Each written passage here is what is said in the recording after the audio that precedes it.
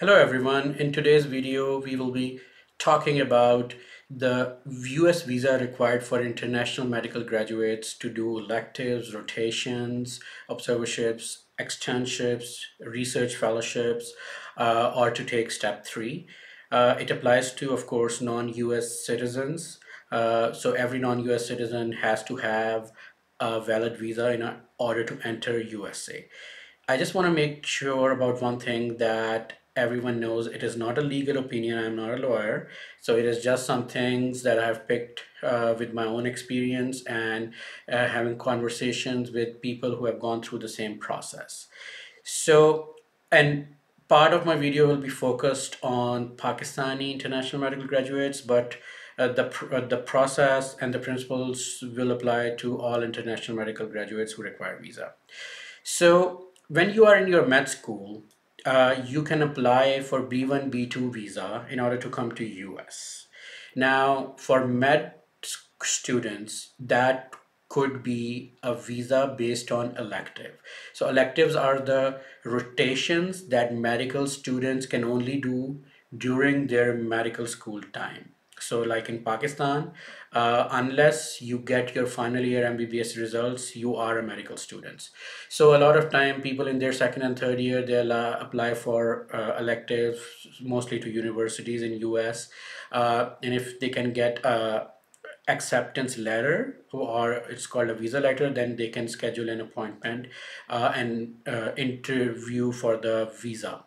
Now, once you graduate, once you graduate from your medical school, then you can no longer apply for electives. Now, in that phase of your life, if you want to apply for US visa on the basis of rotations, then it would most likely be attachment or observership rotation at a hospital in US. And of course, you can always apply on that basis as well, and you again need to have an acceptance or visa letter.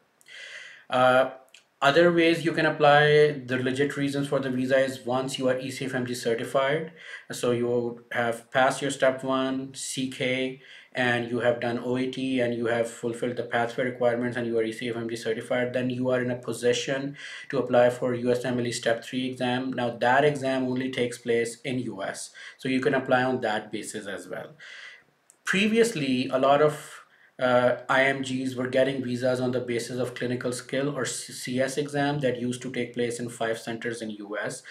Since COVID, ECFMG has canceled that exam, so that is one of the biggest reasons that a lot of IMGs have been facing difficulties in getting visas.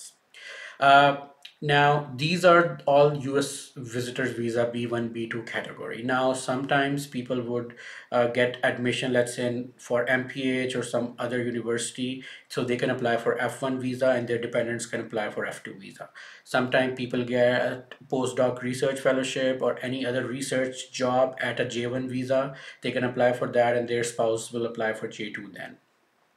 Now, I'll focus a little bit on Pakistani IMGs. Lately, we have been hearing from UPNA, YPC forums, and I've been getting a lot of messages that there have been increase in the number of rejections. Uh, a few suggestions that I feel can potentially help.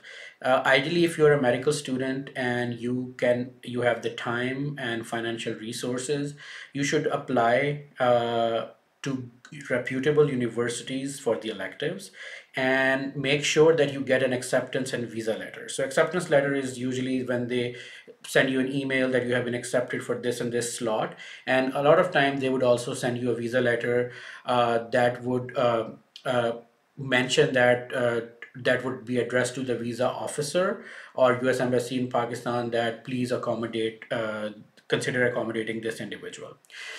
Lately, there have been some rejections from people who have applied for visa, and their letters were from maybe private clinics for elective letters or some places where they were not well known.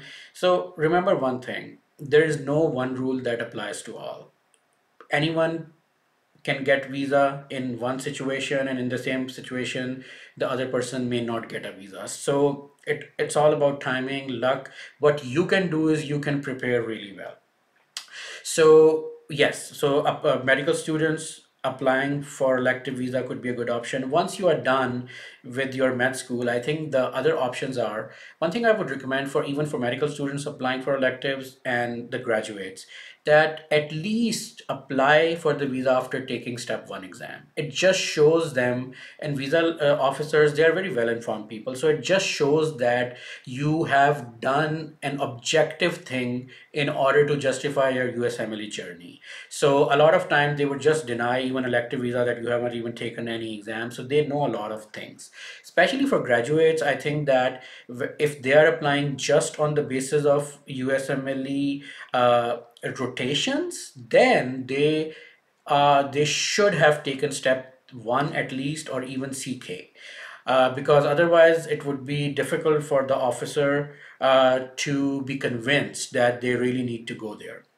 I think at the end of the day, the one of the main reasons they deny visa is the lack of social ties in Pakistan. So what things can help is if you are doing your house job that is a strong, that shows strong local ties. If you can get some letters, let's say your parents have a business in here, or you are doing other than house job, you are doing any job, a letter from the employer can really help. Now, a lot of people ask me that the graduates, on what basis should we apply a visa for? Should it be just for observership, or should it be like for step three? Ideally, if you are in a position where you have taken your step one CKOET and you are ECFMG certified, I think step three basis would be the strongest one, because of course step three is an exam that you cannot take anywhere else, so you have to take there. And if in the interview they ask that whether this exam is mandatory, then you can explain that for international medical graduates, in order to boost chances of getting interviews, it helps. So they usually understand. Now you can have both. You can apply on step three basis and you can still have a letter for observership. Again, a legit letter. Please, I have a request. Don't falsify any information. There have been so many examples where people just try to be clever in front of the visa officers, and their visas are not only denied at that time, even in the future their visas were denied after that appointment. So please be very mindful about that. Be absolutely brutally honest in front of the visa officers, okay?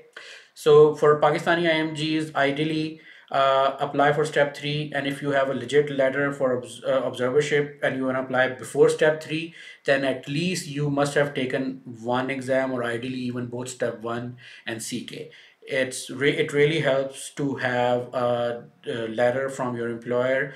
It really helps if you have a strong family support, or like a business, or if even your parents are here, your siblings are here, and you can show them strong ties. In next video, I'll be talking about the interview day itself, how we can improve our chances in front of the visa officer. Thank you.